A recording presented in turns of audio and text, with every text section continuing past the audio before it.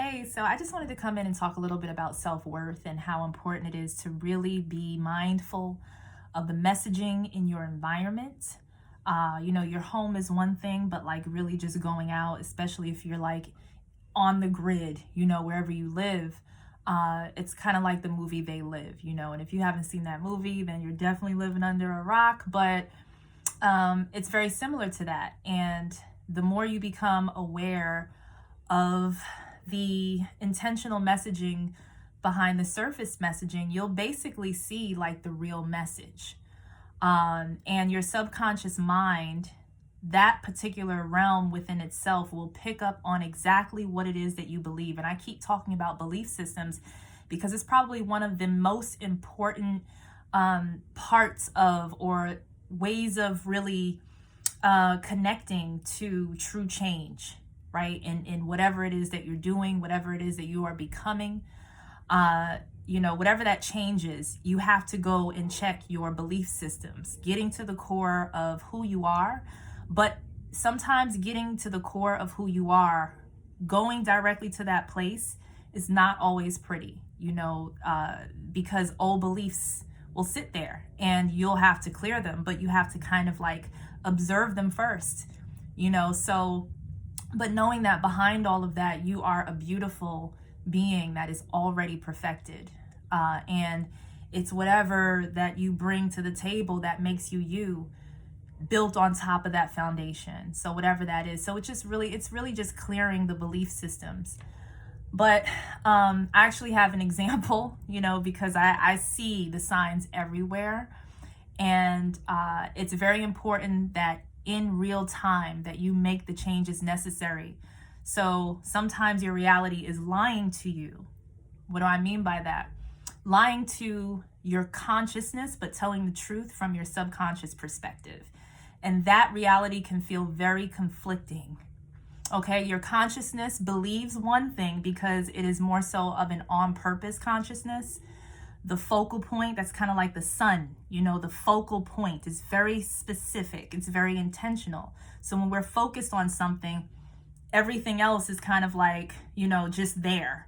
But the focus is what is being nurtured in that moment. So you'll have that part, and then you have the subconscious, which is more so just automatic in that sense. And it's just rendering up what the beliefs are, what you've been doing, by habit, and how you've been feeling about yourself, basically on a continuous basis, to the point where it becomes an embedded belief. So how you feel about yourself, what you believe, and what you are intentionally focused on just creates your experience. It feels, or it seems like a very simple thing, but it gets complicated only when people are not able to make those connections between feeling and belief and the knowing and the focus and the intention. So you'll see a lot of this in like impoverished or low income neighborhoods. I grew up in one, but when I like go back, let's just say, with my awareness, I see the signs everywhere. Basically, the signs everywhere are basically saying, you ain't shit.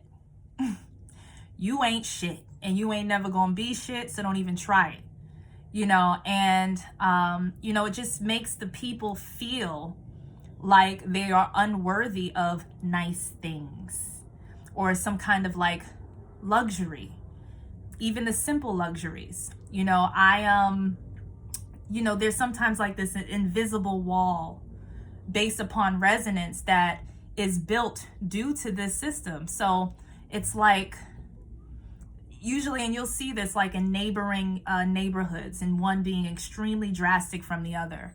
And I've witnessed this. It'll literally be like 1 or 2 blocks away, like in that radius, in the switch over of the neighborhood. And you would think that it was being regulated, right? But the people on one side, let's just say the people in the low income neighborhood, will not even cross the street to go into the other or the more nicer neighborhood, because there's something in their resonance that's telling them to stop. This is your limit. This is your point. You're not good enough to even cross over to that side to go sit in that nice restaurant or to walk in that park. So go to your own parks, Go to your fast food places and be good with that. So there's this subconscious resonance. It's not like consciously the people are just like, oh, I'm not worthy. They just literally, it's not a thought to even go over there. It's not even an avoidance. It's just a non-factor. And of course, it's the same with the nicer neighborhood. They're like, I'm definitely not going over there. We're staying over here with our nice restaurants and nice parks. And, the only time they'll go over there is if they're gentrifying. But the thing about that is, if you're trying to make a space better, you empower the people. You know what I mean? You empower the people that are already there. Because, and I spoke about this before, it's called colonizing if you're not doing that. It's just breaking into somebody's neighborhood, claiming that what you have is better, your ice is colder, and it's better. So you're going to deal with it, the prices are going to raise, and we have no solutions or resources for you. So eventually we're just going to push you out, and then we're just going to take the space over. That I don't rock with that. I'm all about uplifting community and making spaces better and more quality and so on. But you have to be able to just pay attention to what's there already and honor that, honor that. So I've seen the signs, and it's just like, damn, it really gets this deep. But there was this example that kind of inspired me to even just make this video. But I was driving earlier, and I saw one truck come in front of me, or the lane next to me, and it was it was a picture of a blue bunny on the truck. It was blue, and you saw words on there like good, good, and it was a fluffy bunny, and it was sunny in that sense. And then there was this yellow truck that came around that truck in front of me, directly in front of me. So the blue bunny truck is over here off to the side, and then the one in front of me is a yellow truck, and it has a picture of or it basically says junk rat. It says junk rat. And I caught it, and I said, because of my awareness right now, I'm able to see this shit and basically not accept it as my truth. I'm basically here to say, nah, you're a liar. You're lying. This is not who I am. This is not what I believe that I am. As a matter of fact, I'm going to separate myself from any of the deeper meanings, because as soon as you bring narrative to anything that pops out, it keeps on. You'll start animating it in your reality. So it comes right in front of me, and I started laughing because I said, if I didn't recognize this in my awareness, something in my, just my subconscious pickup would have registered it as the truth. And it somehow would have influenced me or my day or my entire week just from seeing junk rat in front of me. So I said, well, the reason why I noticed it is because I'm starting to see who I am and who I am not. And this is good, right? In that way. So I'm able to rearrange my own. This is why, we're talking about the redefining part, reassignment. That is so important. So it's right in front of me. And I said, well, there's something inside of me, because that was a thing. So there's something inside of me, or an aspect of me, that actually still believes that, or believes that somehow about myself. What chakra believes that? What inside of me still registers that as a truth that I am allowing into my space to keep that belief going, so that is all that I see in my reality. So I disassociate from the blue bunny, the good blue bunny truck, but I'm for some reason resonating with the junk rat, because it's negative and it's offensive and I have a feeling towards it, so I had to really regulate in that moment and fix it immediately. I was just oh, no. This is not what my reality is going to tell me.